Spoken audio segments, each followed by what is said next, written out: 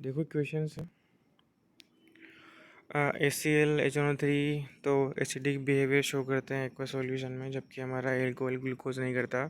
क्यों? क्योंकि ये ऊपर सेटअप हमने पढ़ा था, एक्टिविटी पढ़ी थी, उसमें एक बीकर में 2 आयरन की नेल लेते हैं, है ना, और पूरा सर्किट बना देते हैं, हम बैटरी लगा देते हैं उसमें 6 वोल्ट की, और की लगा देते हैं, बल्ब लगा देते हैं। HCl और HNO3 का एक्वा सॉल्यूशन भरने पर तो करंट फ्लो करता है और बल्ब जल जाता है, जबकि एथेनॉल मतलब एल्कोहल है C2H5OH इसका फॉर्मूला है। ग्लूकोज का क्या है बताओ? C6H12O6 है ना। इन सबको भरने पे क्या होता है? इनको भरने पर, दोनों को भरने पर H+ आयन रिलीज नहीं होता, जबकि इनके पास हाइड्रोजन होते हैं, है ना। तो मतलब ऐसा नहीं है किसी के पास अगर हाइड्रोजन दिख रहे हैं आपको तो रिलीज़ करेंगे, तो ये ना तो एल्कोहल करता ना ग्लूकोज करता, तो कंप्लीट सर्किट नहीं बन पाता, दोनों नेल के बीच आयन रिलीज़ नहीं हो पाते, H+ आयन या H3O+ आयन रिलीज़ नहीं हो पाते, तो हमारा क्या नहीं हो पाता, बल्ब नहीं जलता, कंप्लीट सर्किट नहीं बनता। और हमारे जो HNO3 और HCl है ना, हाइड्रोक्लोरिक और नाइट्रिक एसिड, इन दोनों के केस में क्या होता है, बल्ब जल जाता है, मतलब ये H+ आयन रिलीज़ करते हैं। ठीक है, ज़रूरी नहीं है किसी के पास अगर हाइड्रोजन ग्रुप हो तो वो रिलीज़ करेगा। तो हमारा ग्लूकोज, हमारा एल्कोहल, ये दोनों क्या नहीं है बताओ? ऐसे एसिडिक नेचर के नहीं होते। Why does N aqua solution of N acid conduct electricity? Why does N aqua solution of N acid conduct electricity? Aqua solution किसी एसिड का इलेक्ट्रिसिटी क्यों कंडक्ट करता है बताओ? क्योंकि एक्वा सॉल्यूशन में वो क्या करता है, अपने H+ आयन रिलीज़ कर देता है। ये H+ आयन कैरियर का काम करते हैं, मतलब एज अ वायर काम करते हैं। किसका फ्लो करवाते हैं बताओ? करंट का फ्लो करवाते हैं। ठीक है, तो ion behaves as a conductor, so they conduct electricity, है ना, but only in the aqueous solution या dissolve form. In the solid state neither acid nor base conduct electricity. तो जब कंसनट्रेटेड फॉर्म में होंगे, सॉलिड फॉर्म में होंगे ना, मतलब वाटर में डिजोल्व नहीं किए गए हैं, तब ये भी कंडक्टिविटी शो नहीं करते, क्योंकि H+ आयन रिलीज नहीं होंगे या फिर OH आयन रिलीज नहीं होंगे। ठीक है, तो एक्वस सॉल्यूशन में करते हैं क्योंकि आयन रिलीज कर देते हैं। Why does drag HCl gas not change the color of dry litmus paper? वो कितना अच्छा क्वेश्चन है, ये हम ऊपर पढ़ के आए थे। वहाँ पे देखो हल्का सा जो ब्लू वाला था ना वो रेड हो गया था, वहाँ पे HCl गैस बनी थी। एक एक्टिविटी पढ़ी थी हमने लास्ट क्लास में। आई होप आप लोग देख रहे हैं क्लास यार, क्योंकि मैं भी मतलब मुझे भी नेसेसरी नहीं है ना, ज़रूरी नहीं है, तो मन वैसे भी नहीं था आज बनाने का। और ये 3 या 4 बार है ना वीडियो, जब भी रिकॉर्ड कर रहा हूँ 10 या 15 मिनट का शूट हो जा रहा है, उसके बाद वापस से क्या हुआ, कुछ वैसे स्क्रीन लाइट है ना बंद हो जा रही है ना, तो वीडियो भी स्टॉप हो जा रही है। ठीक है, कैमरा ऑन नहीं किया है क्योंकि छत पे शूट कर रहा हूँ मैं, छत पे रिकॉर्ड कर रहा हूँ। ठीक है, तो मन तो आज बिल्कुल नहीं था, पर मैं भी अपनी जो डेली की जो रेगुलरिटी है ना, मतलब कंटिन्यूटी बनी है, इसको मैं भी ब्रेक नहीं करना चाह रहा। और मुझे भी आलस आ गए तो आ गए। तो आज सेकंड चैप्टर अगर मैं कंप्लीट कर लूँगा तो फिर थर्ड चैप्टर की बारी आएगी, है ना। तो मैं भी अपनी कंटिन्यूटी ब्रेक नहीं कर रहा, तो आप लोग भी थोड़ा सा अपने लिए तो करो यार, मैं तो आप लोगों के लिए कर रहा हूँ, है ना। तो थर्ड क्वेश्चन भैया, HCl गैस जो होती है उसमें बताओ, डिजोल्व फॉर्म तो नहीं है ना, वाटर फॉर्म तो नहीं है, ड्राई फॉर्म है, गैस है ना, तो वहाँ पर H+ आयन रिलीज नहीं है। और देखो क्या बोला है, ड्राई एटमॉस्फेयर पर, ड्राई है वहाँ पर कैसा था बताओ?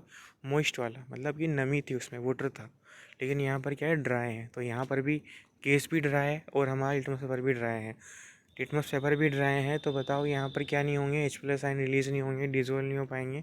तो बताओ, जब H+ आयन ही रिलीज नहीं होंगे ना, तो लिटमस में भी कोई चेंज नहीं आएगा। लिटमस भी कैसा रहेगा बताओ? ब्लू का ब्लू ही रहेगा, क्योंकि एसिड तो बदलता है ब्लू को रेड में।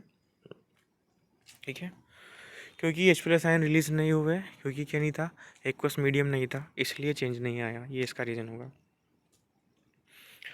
वाइल डाइल्यूशन, मतलब थर्ड क्वेश्चन का आंसर था, while diluting an acid why it is recommended that the acid should be added to water and not water to the acid?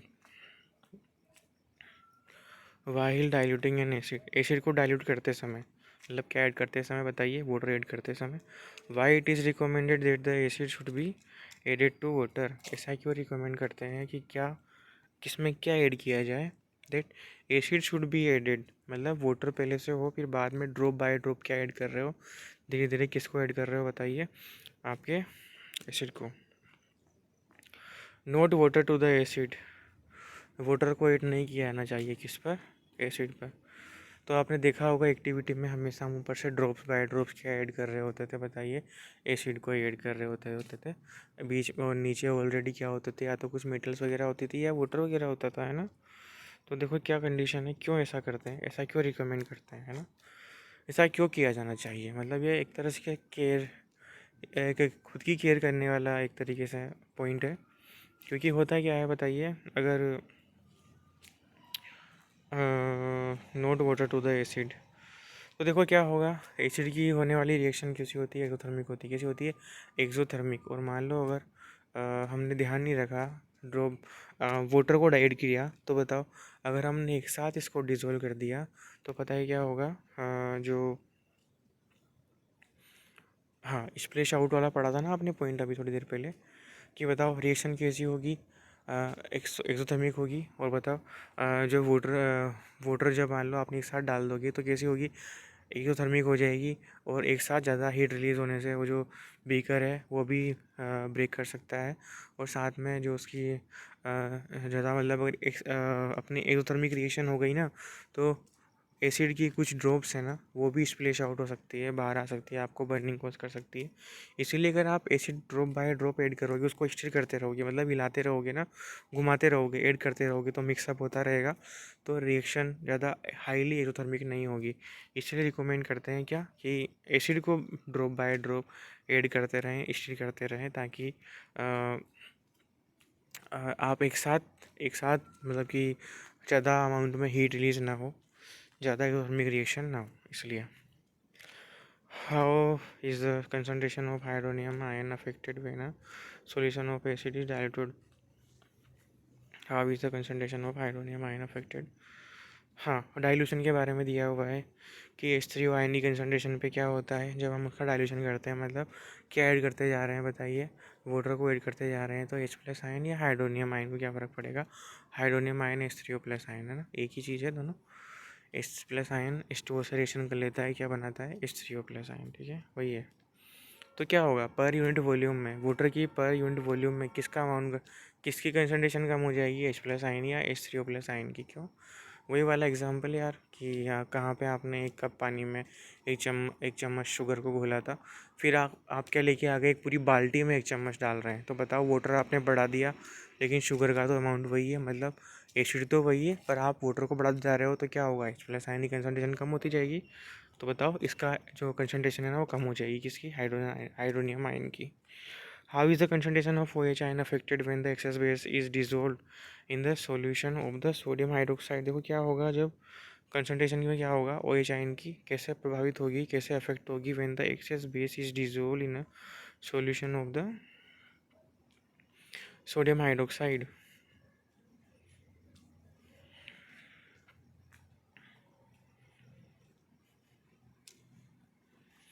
हम्म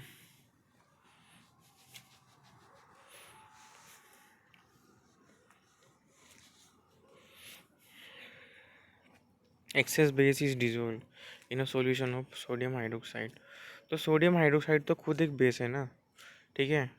तो एक्सेस बढ़ाएंगे, मतलब ज़्यादा ज़्यादा अमाउंट होगा सॉल्यूशन में NaOH का, तो बढ़ेगा क्या, OH आयन की कंसंट्रेशन बढ़ेगी, ठीक है। OH आयन की कंसंट्रेशन पर क्या फ़र्क पड़ेगा, जब excess base is dissolve in the solution of sodium hydroxide. Base का अमाउंट बढ़ाएंगे हम किसी सॉल्यूशन में, तो OH आयन की कंसंट्रेशन बढ़ेगी। हाउ स्ट्रॉन्ग आर एसिड और बेस सॉल्यूशन। तो बताओ एसिड और बेस के सॉल्यूशन कितने स्ट्रॉन्ग होते हैं, तो देखो रीडिंग लगाते हैं क्या। We know how acid base indicators can be used to distinguish between the acid and base. We also learned the previous section about the dilution and decrease the concentration of the H plus OH ion. देखो जब आप dilution करते हो ना, तो concentration कम होती है किसकी, ओ H प्लस और OH आयन की, कि क्या ऐड करते जाते हो, वाटर को।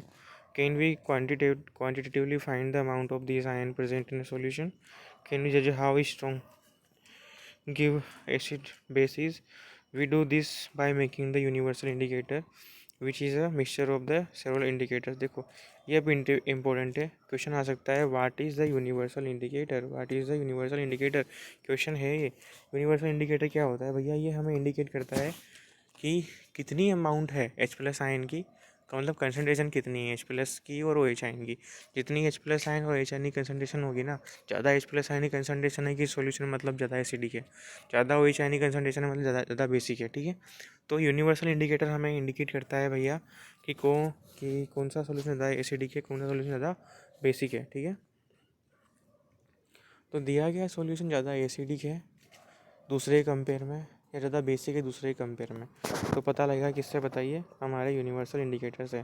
तो यूनिवर्सल इंडिकेटर क्या होता है ये बताइए, लिखा हुआ है ना कि क्या होता है, मिक्सचर होता है। मिक्सचर होता है भैया बहुत सारे indicators, mixture of several indicators. ठीक है, यूनिवर्सल इंडिकेटर लिक्विड होता है भैया, एक बोतल में आता है ना। The universal indicator show the different colours at different concentration of hydrogen ion in a solution.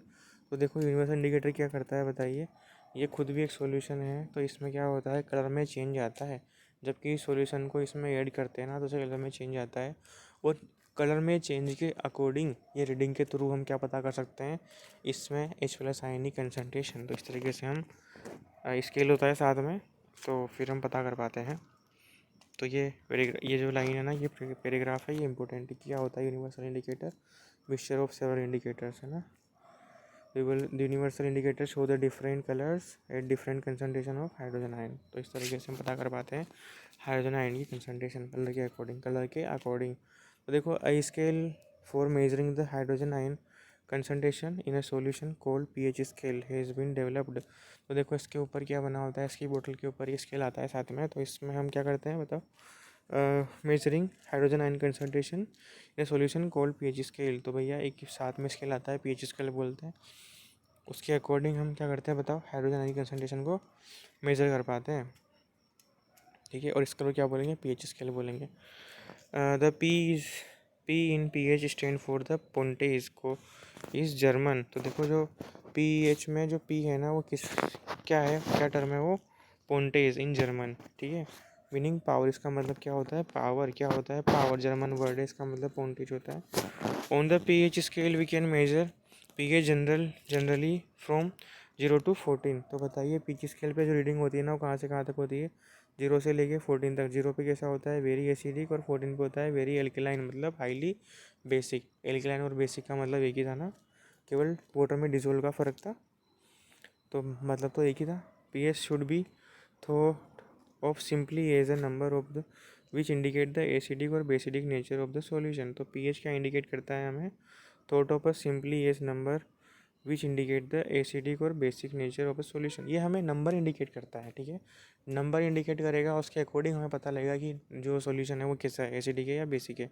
0 है तो हाईली एसिडिक है, 14 है तो हाईली बेसिक है, बाकी इन दोनों के बीच के होंगे, हाईली हाईली वाले कॉर्नर पे होंगे। स्केल शुरू होगा 0 से ख़त्म होगा 14 पर। ठीक है, 7 पे कैसा होता है, न्यूट्रल। हमारा वाटर कैसा होता है, neutral. Higher the hydronium ion concentration lower the pH value. देखो ये भी इंपॉर्टेंट लाइन है, टर्म क्या लिखा हुआ है, हाँ। तो पीएच हमें किससे इंडिकेट होगी, नंबर से इंडिकेट होगी। Higher the hydronium ion concentration lower the pH value.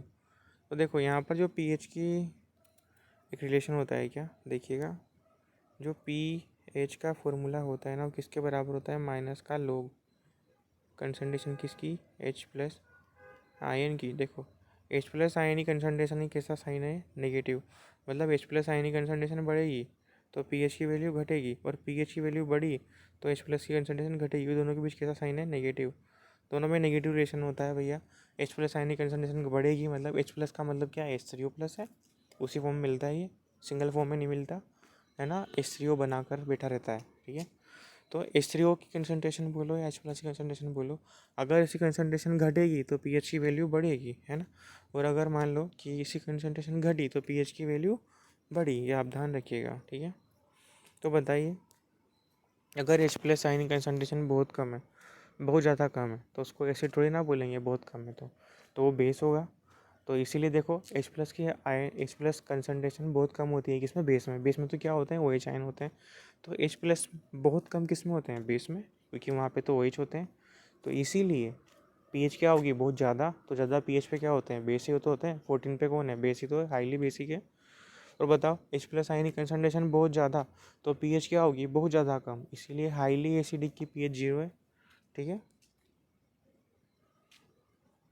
अब देखो ये पढ़िए, ये भी इंपॉर्टेंट है। The pH of neutral solution is 7, value less than 7 on the pH scale represent the acidic solution.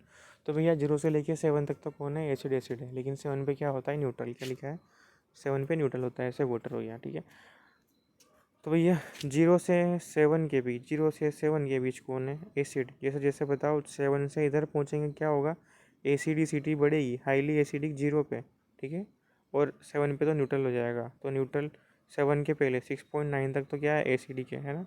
उसके बाद 7 पे न्यूट्रल हो गया, और 7.1 पर क्या हो जाएगा, बेसिक। कहाँ तक, 14 तक। 14 तक कैसा है, बेसिक। बेसिक, हाईली एल्केलाइन 14 पे होगा, ठीक है।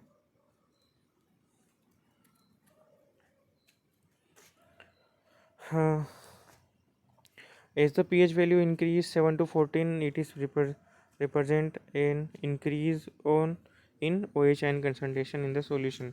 तो भैया रिलेशन होता है किसके, H+ आयन के साथ, ठीक है। OH के साथ तो रिलेशन वही है, OH बढ़ा तो pH बढ़ेगी, लेकिन नेगेटिव किस साथ होता है बताओ, H+ या H3O के साथ। pH बढ़ी, H+ घटा, H+ बढ़ा, pH घटी, ठीक है। H+ बढ़ा मतलब क्या बढ़ रहा है, एसिडिसिटी बढ़ रही है। एसिडिसिटी बढ़ेगी तो मतलब पीएच बहुत कम होगी, इसलिए 7 पर कैसे होता है, हाईली, सॉरी 0 पे होता है हाईली एसिडिक, ठीक है। तो पीएच बहुत कम होती है, हाईली एसिडिक, रिलेशन होता है minus.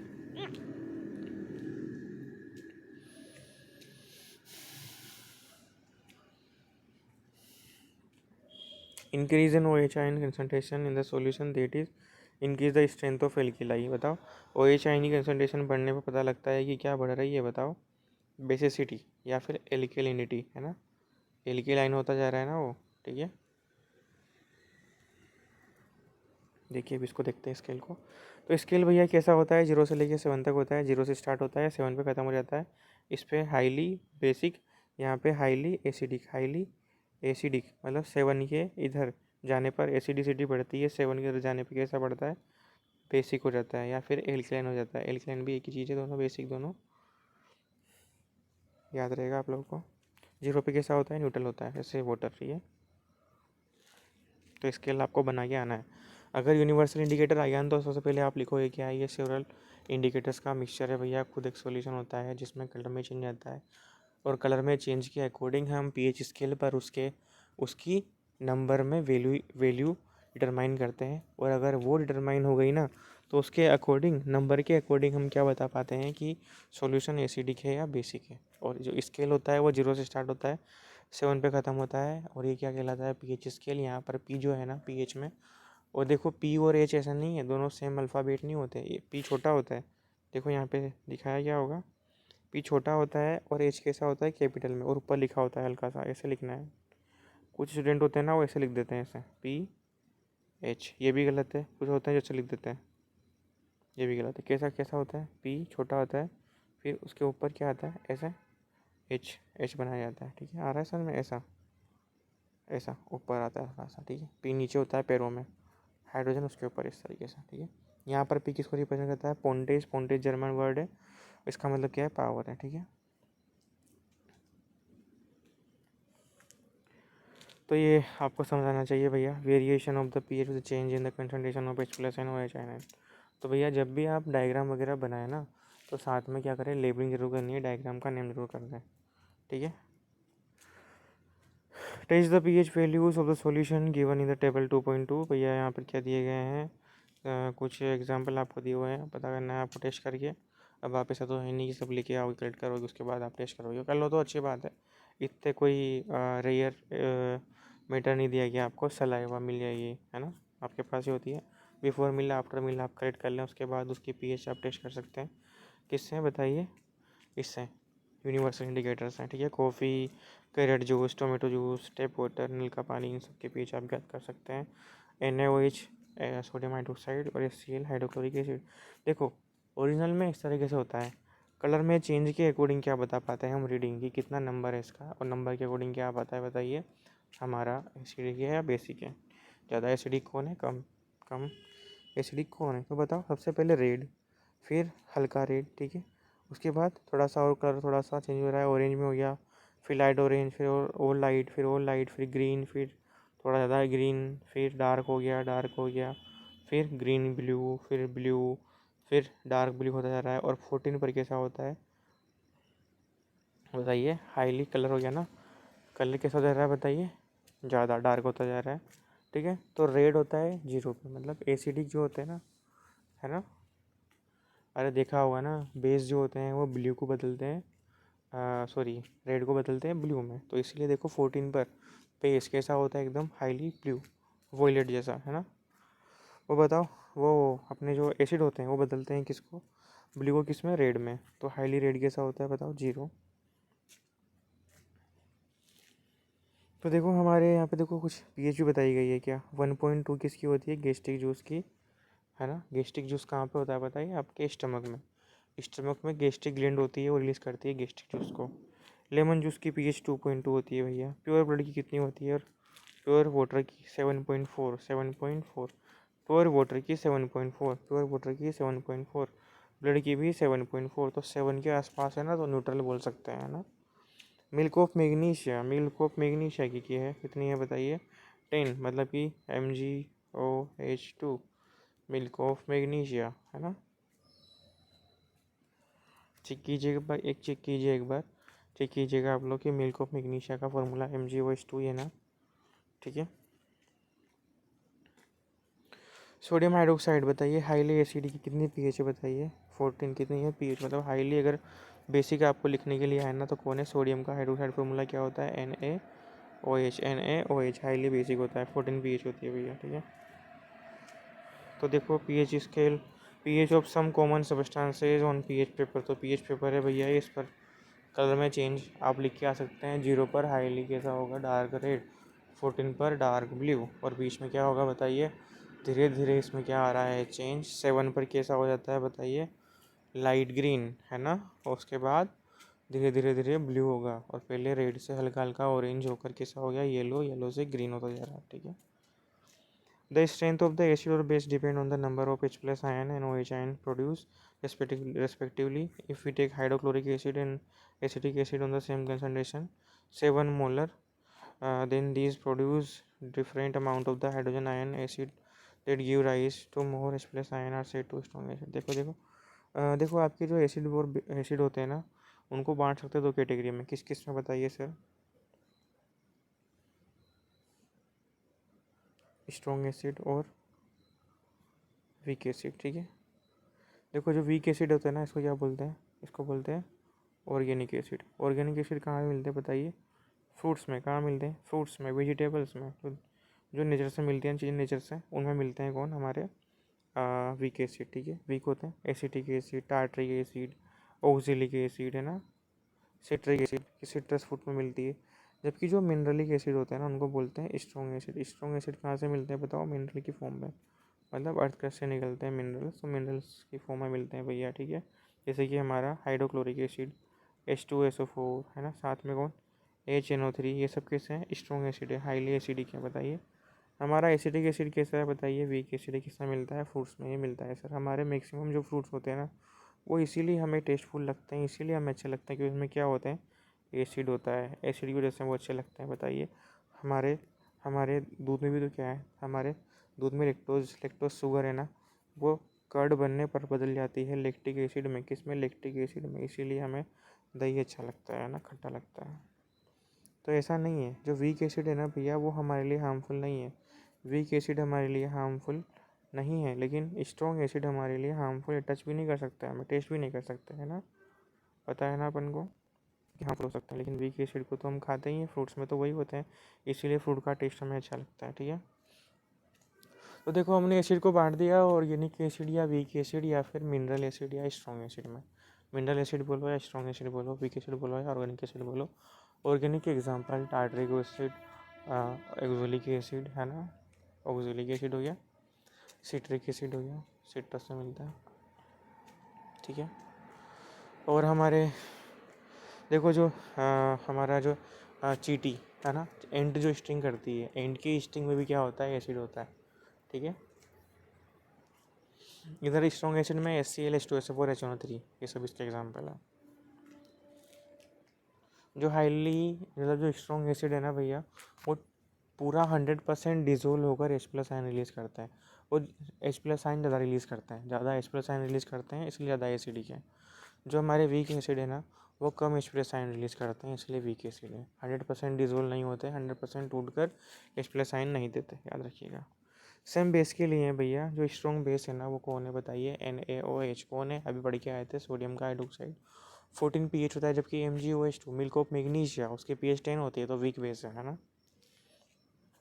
Importance of pH in everyday life, तो ये भैया ये भी इंपॉर्टेंट पॉइंट है। ये क्वेश्चन ऐसे कैसे आ सकता है क्या, एजिटेस उठ सकता है क्या कि importance of pH in everyday life. तो आपको ये पॉइंट्स याद रखने हैं और लिख के भी आने हैं, और लिख के भी आने हैं। 25 मिनट की क्लास हो चुकी है दोस्तों, थोड़ा सा मैं पॉज करता हूँ, वापस से शुरू करेंगे। तो importance of pH in everyday life में देखिए बात करते हैं। Are plant and animals pH sensitive, तो क्या हमारे प्लांट और एनिमल्स जो होते हैं वो पीएच के लिए सेंसिटिव हैं। तो our body work with in the pH range of 7 to 7.8। हमारी बॉडी की जो मैक्सिमम फंक्शन है ना, जो प्रोसेस है हमारी लाइफ प्रोसेस वगैरह, और जितने ही फंक्शंस है ना वो पीएच रेंज 7 से 7.8 के बीच चलते हैं। Living organism can survive only in the narrow range of pH change. तो हमारी बॉडी, हमारी सेल सर्वाइव कर सकती है, हमारी प्रोसेस चल सकती है एक वेरी शॉर्ट पीएच रेंज पर, 7 से 7.8 के बीच, है ना। तो when pH of rain water is हाँ, when the pH of the rain water is less than 5.6 is called acid rain.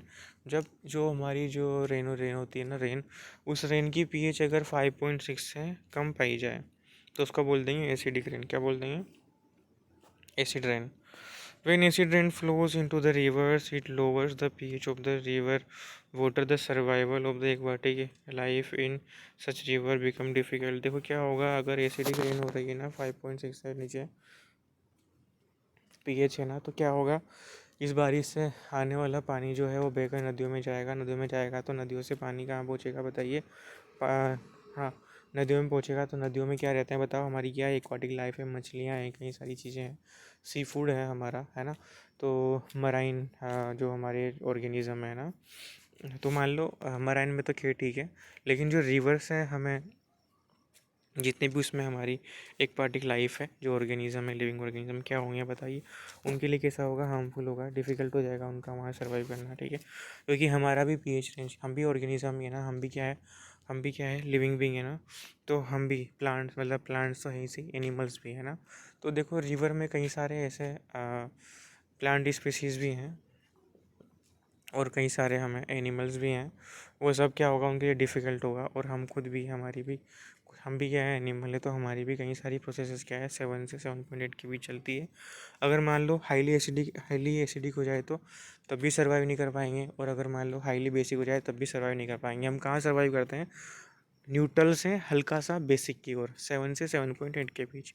Basic भी नहीं है, हल्का सा बेसिक है ना, और न्यूट्रल एसिडिक तो है ही नहीं, ठीक है।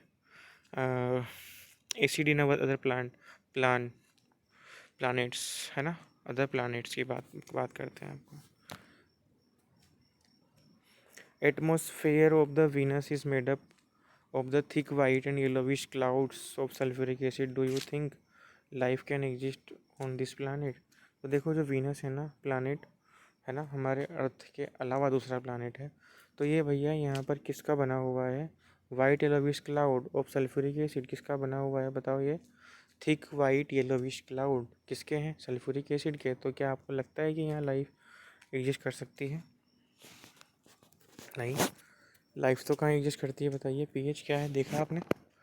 अगर एसिडिक होगा तो कहाँ से सर्वाइव कर पाएंगे। हम तो 7 से 7.8 के भी सर्वाइव कर पाते हैं ज़्यादातर लिविंग बींग्स, वो प्लांट भी लिविंग बींग्स हैं, एनिमल्स तो है ही सही। What is the pH of the soil in your backyard. तो plants require a specific pH range for the healthy growth. To find out the pH required for the healthy growth of plant, you collect the soil from various places and check the pH in the manner of described below in the activity. You can note the which plant are growing in the region from which the you collected soil. तो बताओ plants कितनी pH पर survive कर सकते हैं, मतलब soil की pH कितने तक जा सकती है, कितनी वेरी कर सकती है, इसको आप अगर आपको मेजर करना है तो आप डिफरेंट डिफरेंट सैंपल लेंगे, फिर आप वहाँ पे पता करेंगे इसकी पीएच कितनी है। सोइल की पीएच टेस्टिंग करने के बाद फिर आप ये भी देखेंगे कि वहाँ पर कौन कौन सी जो क्रॉप्स उगाई जाती हैं, है ना। तो भैया प्लांट को भी एक डेफिनिट, है ना, एक रिक्वायर्ड स्पेसिफिक पीएच चाहिए होती है जिसमें वो हेल्दी प्लांट्स ग्रोथ कर सकें, ठीक है। तो अगर उसकी पीएच में क्या चेंज आता है ना, तो वो सोइल भी कैसे हो जाती है, बताइए कैसे हो जाती है, इनफर्टाइल इनफर्टाइल हो जाती है। क्योंकि पीएच में चेंज आने से जो सोइल में मिनरल्स पाए जाते हैं ना, उनकी मोबिलिटी पर क्या पड़ता है, अफेक्ट पड़ता है ना। अगर ज़्यादा पीएच हो जाएगी ना तो कुछ मिनरल्स होंगे वो अनअवेलेबल हो जाएंगे, किसको, और प्लांट्स को नहीं मिल पाएंगे तो प्लांट की ग्रोथ रुक जाएगी। तो सोइल कैसे मानी जाएगी, इनफर्टाइल, ठीक है। तो एक स्पेसिफिक पीएच पर ही क्या ग्रोथ करते हैं बताइए प्लांट्स। तो एक्टिविटी दी है कि pure 2 gram of soil in test tube, add 5 ml of water, shake the contents of the test tube, filter a contents and collect the filtrate in a test tube. मतलब देखो, सबसे पहले 2 ग्राम soil लेनी है test tube में, उसके बाद 5 ml water डालना है, शेक करना है, उनको मिला लेना है, उसके बाद फिल्टर करना है कंटेंट को, ठीक है, कलेक्ट करना है फिल्ट्रेट को, बाकी सब हटा दिया है, ठीक है। ये डिजोल्व हो चुकी है पानी में। Check the pH of this filtrate with the help of universal indicator paper. Universal indicator paper से हम कलर मैच कर लेंगे उस स्केल से, और फिर पीएच चेक करेंगे इसकी, ठीक है। तो पता करेंगे कि कितनी पीएच है जो बेस्ट है, ठीक है। तो आई थिंक जो सोइल है ना उसकी 5 to 6 ऐसे कुछ होती है ना, चेक करेंगे एक बार, ठीक है। डाटा आपको बता देंगे हम लोग, है ना, पर आई थिंक यही होती है ना, 5 से 6 के बीच ideal condition. pH in our digestive system, it is very interesting to note the our stomach produce hydrochloric acid. तो हमारा पेट, हमारा स्टमक भी क्या रिलीज़ करता है, हाइड्रोक्लोरिक एसिड। मैंने कहा था गैस्ट्रिक जूस भी स्टमक में पाया जाता है, स्टमक में पाया जाता है क्योंकि गैस्ट्रिक ग्लैंड रिलीज़ करती है स्टमक में, और वहाँ पर ही कुछ ग्लैंड्स कौन सा एसिड रिलीज़ करती है, hydrochloric acid. It helps in the digestion of the food without harming the stomach. तो ये हमारी स्टमक की लेयर्स को हार्म नहीं पहुँचाता, क्योंकि तो स्ट्रॉन्ग एसिड है ना, तो हार्म तो नहीं पहुँचाता, क्योंकि वहाँ पर म्यूकस ग्लैंड होती है, तो म्यूकस से जो म्यूकस निकलता है ना, म्यूकस ग्लैंड से वो बचा लेता है। उसकी जो पीएच हो कैसी है, बेसिक, ठीक है। और क्या बात कर रहे हैं, हमारी सलाइवा भी आगे चल जाती है। तो सलाइवा और म्यूकस दोनों हेल्प करते हैं इस स्टमक को, ताकि स्टमक को हार्म ना पहुँचे एचसीएल से, ठीक है। तो ये हेल्प करता है एचसीएल फूड का डाइजेशन ऑफ फूड में बिना हार्म किए स्टमक को। During the injection of the stomach the produce too much acid, this cause the pain and irritation. कभी कभी क्या होता है, इंडाइजेशन की कंडीशन में जब अपच हो जाता है ना, इंडाइजेशन, है ना, ज़्यादा ओवर ईटिंग वगैरह हो जाने से क्या होता है, स्टमक ज़्यादा अमाउंट में क्या बनाता है, एसिड बनाता है। तो ये कोज करता है पेन को और इरिटेशन को। To get rid of this pain people use bases called anti acid. और अगर हमें मतलब क्या हो रहा है, इरिटेशन हो रहा है और हमारे पेन हो रहा है ना, तो हम क्या लेते हैं, एंटी एसिड। मतलब एंटी एसिड क्या होते हैं, बेस, क्योंकि एसिड को न्यूट्रल करने के लिए कौन लिया जाएगा, बेस, ताकि सोल्ट बन जाए, वाटर बन जाए। One such remedy must have been suggested by you at the beginning of chapter. तो आपने स्टार्टिंग जब चैप्टर की थी तब इसके बारे में बात की थी, सोडियम हाइड्रोक्साइड लिया था हमने, NaHCO3। और यही तो होता है क्या, सोडियम का हाइड्रोजन कार्बोनेट, यही तो होता है इनो, इनो यही तो होता है, ठीक है।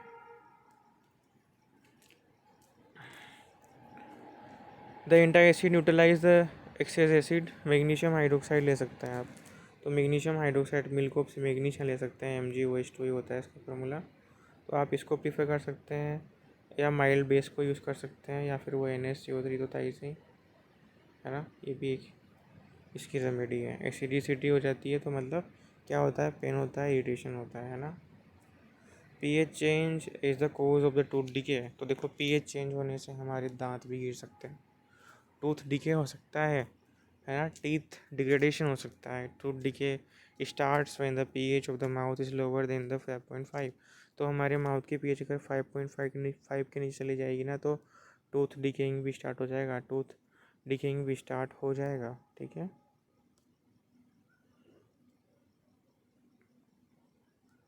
आ रहा है समझ, है ना।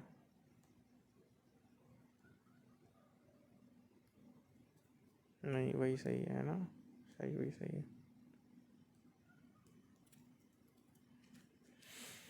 तो देखो हमारा जो सबसे हार्डेस्ट सबस्टांस है ना भैया, वो क्या है? इनेमल। इनेमल कहाँ मिलता है? टीथ के ऊपर कवरिंग होती है इनेमल की। किसका बना होता है enamel? Made up of calcium hydroxyapatite, a crystalline form of the calcium phosphate. तो कैल्शियम फास्फेट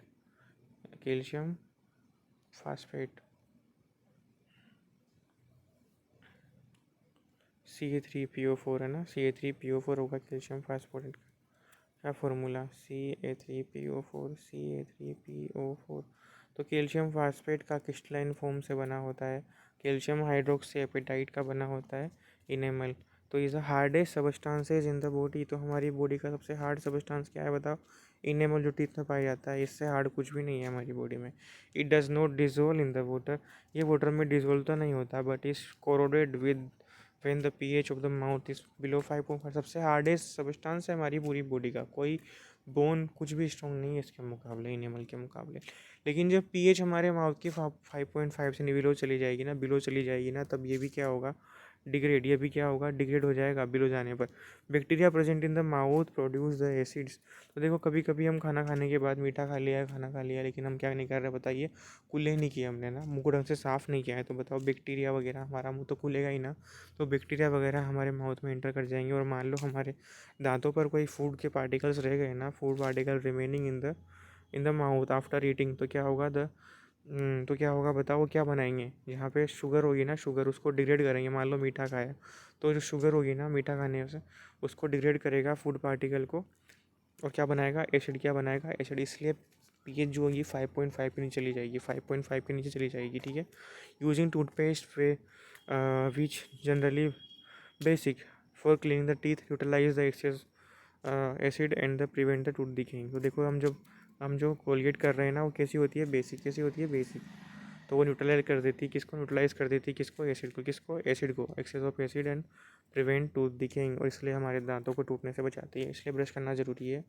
खाने के बाद मुंह को अच्छे से साफ़ करें, उसके बाद सोएं।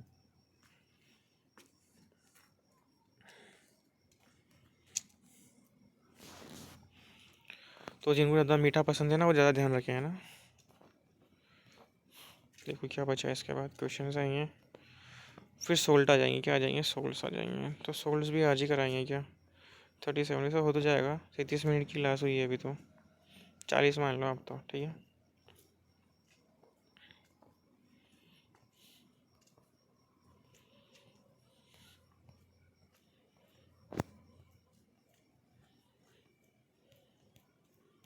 हाँ तो करा सकते हैं, तो भैया लगे रहिए साथ में। 12 बजने वाले हैं भैया, 15 मिनट बाद, है ना, 12 बजने वाले हैं। तो जल्दी ख़त्म करते हैं दोस्तों। तो दांतों को तो उन्हें टूटने से बचा लिया है, ब्रश कर लिया टाइम रहते। Self defence by animals and plants through the chemical warfare. Have you ever been stung by honey bee? तो देखो, self defence by animals and plant through the chemical warfare. तो देखो हमारा सेल्फ डिफेंस क्या करता है? PH के साथ सेल्फ डिफेंस का क्या मैकेनिज्म है? एनिमल और प्लांट थ्रू केमिकल वेरफेयर। तो केमिकल के थ्रू किस तरीके से सेल्फ डिफेंस करता है? Have you ever been stung by honey bee sting leave an acid which cause pain and irritation. तो देखो कभी कभी हमें मधुमक्खी डंक मार लेती है ना, अगर मान लो हम उसका शहद लेने गए हैं, तो उसको बचाने के लिए क्या करती है? डंक मार देती है। तो क्या होता है? पेन होता है, इरिटेशन होता है, क्योंकि वो क्या रिलीज करती है? Leave an acid.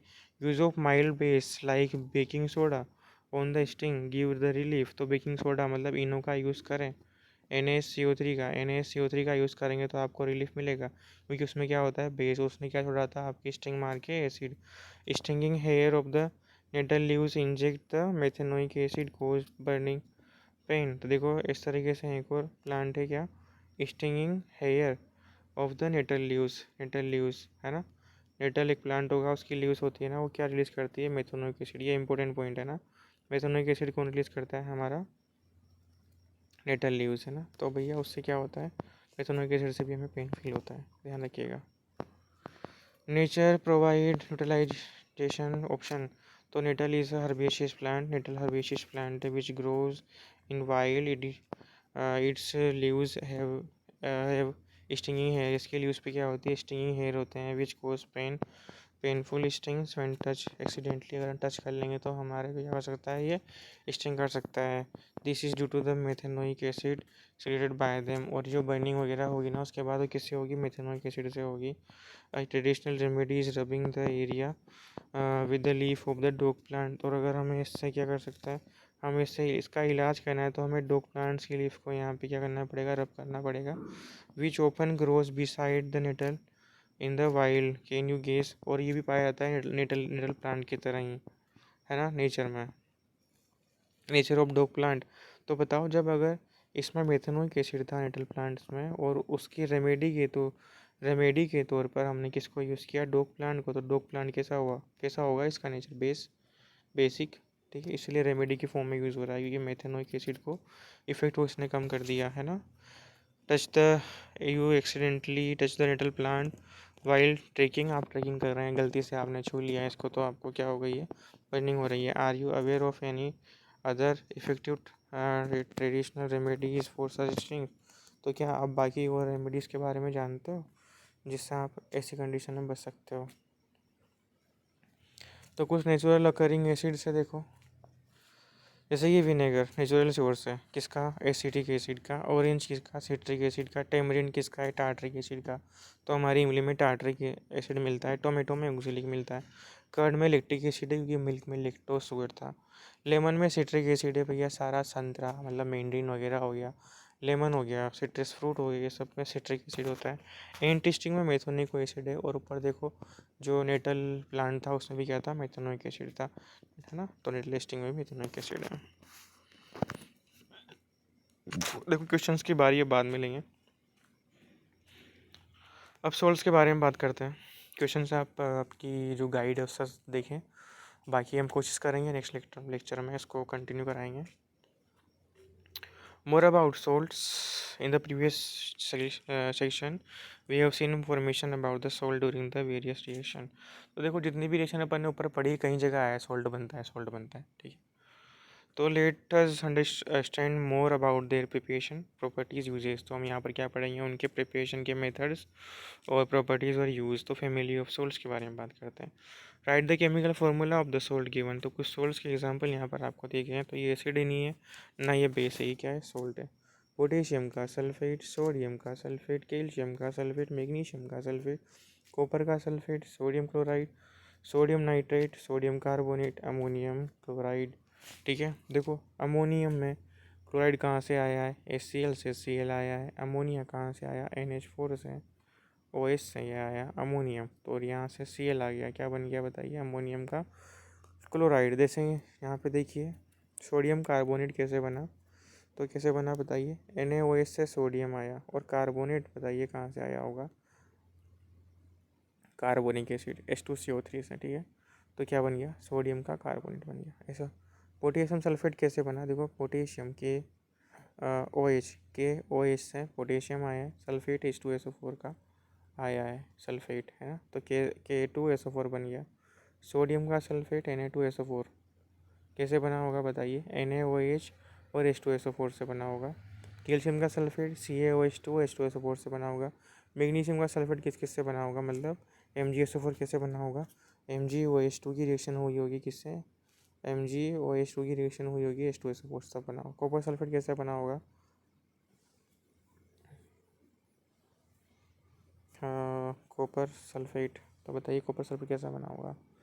मेटल का जो ऑक्साइड होता है ना, कैसी प्रॉपर्टी शो करता है, बेसिक, ठीक है। तो कॉपर का ऑक्साइड रिएक्शन करता होगा किससे, H2SO4 से, तब क्या बनता है, कॉपर का सल्फेट बनता है, ठीक है। सोडियम क्लोराइड तो भैया वही जाहिर सी जनरल एक इक्वेशन है यूटिलाइजेशन रिएक्शन की, HCl की रिएक्शन करा रहे हैं NaOH से, तब क्या बनता है, क्या बनता है, NaCl बनता है, ठीक है। तो ये भैया इनके फार्मूला ये सारे के सारे क्या है, सॉल्ट है ना। तो देखो यहाँ पे कहीं पे भी H+ साइन दिखाई नहीं दे रहा, ना ही क्या दिखाई दे रहा है, हाइड्रोक्साइड, तो मतलब OH भी रिलीज़ नहीं कर रहा है, H+ भी रिलीज़ नहीं कर रहे, तो क्या नहीं होंगे, ना एसिड होंगे ना बेस होंगे, तो क्या होंगे, सॉल्ट होंगे। इस तरीके से पहचान सकते हैं आप लोग। आइडेंटिफाई द एसिड और base from which above salt में बी ऑब्टेंड, तो हम तो बता ही दिया किससे क्या आया है, तो कहाँ से क्या बने, कौन सा पार्ट आया, वो आप क्या पता कर सकते हैं क्या, जी हाँ।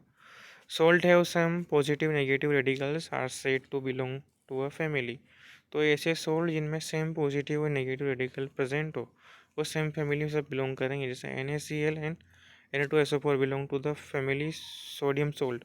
देखो NaCl और Na2SO4 दोनों में क्या कॉमन है, सोडियम। दोनों में सोडियम कॉमन है, इसलिए दोनों को बोल दिया गया एक ही फैमिली के हैं, सोडियम फैमिली के, belong to the sodium family. Similarly sodium chloride and potassium chloride दोनों में क्या कॉमन है बताइए, क्लोराइड, तो क्या बोल दिया गया, क्लोराइड फैमिली। तो देखो सोल्ट की फैमिली इसको बांट दिया गया, जिसमें जो कॉमन है उसकी वो फैमिली बनाई दी गई।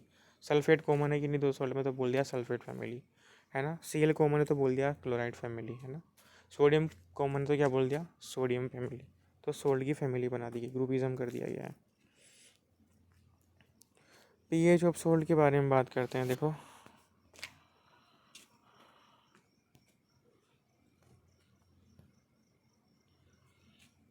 ठीक है,